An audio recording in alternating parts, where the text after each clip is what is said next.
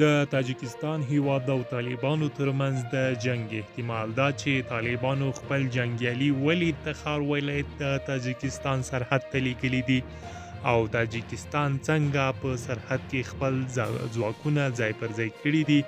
روسیې تازه دواړو لوریو ته کومې سپارښتنې کړي دي، دا ډېر مهم معلومات په دې ویډیو کې وګورئ او زموږ چینل هم سبسکرایب کړئ.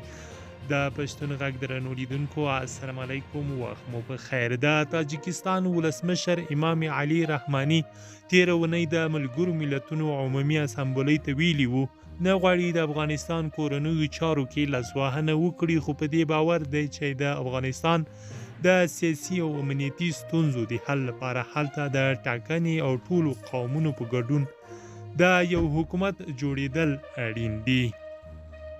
بل لور ته طالبانو تاجکستان د افغانستان په کورنیو چارو کې په لاسوهنه تورن کړی دی او د هیواد ته خبرداری ورکړی وو چې له دې چارې د لاس واخلي. له هغې وروسته د طالبانو د لومړي وزیر مرستیال عبدالسلام حنیفي له الجزیرې شبکې سره په یوه مرکه کې وویل تاجکستان د افغانستان په چارو کې لاسوهنه کوي او د هر اقدام لپاره غبرګون موجود دی. په وروستیو ریپورټونو کې داسې هم ویل شوي دي چې د احمد مسعود او عمر صالح په ګډون یو شمېر طالب مخالف مشران د تاجکستان په دوشنبه ښار کې دي.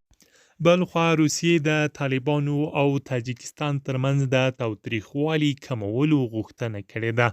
روسیې له افغانستان او تاجکستان غوښتي هر ډول خپل منځي اختلاف په داسې ډول حل کړي چې دواړه هیوادونو ته د منلو وړ وي.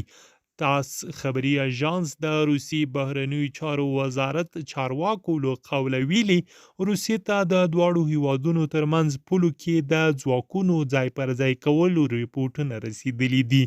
د روسیې د بهرنیو چارو وزارت ویان الکسی زایتسپ تاس خبري اژانس ته په دې هکله وویل موږ د تاجکستان او افغانستان ترمنځ د تاوتریخوالي ډیریدو او د دواړو هیوادونو د مشرتابه له لوري د توندو غبرګونونو ته اندېښمن یو. نوموړی وایي دوی ته له طالبانو رسیدلي ریپورټونه ښیي چې د افغانستان تخار ولایت کې د دې ډلې زرګونه ځانګړي ځواکونه له تاجکستان سره د پولې سیمه کې ځای پر ځای شوي دي. د طالبانو او تاجکستان بهرنیو چارو وزارتونو په دې هکله تر اوسه څه نه دي ویلي. درنو لیدونکو دا و د دې ساعت تازه لنډ خبره ده. همداسې نورو مطالبو لپاره پښتون غږ یوټیوب چینل سبسکرایب کړئ. له ملتیا مو مننه.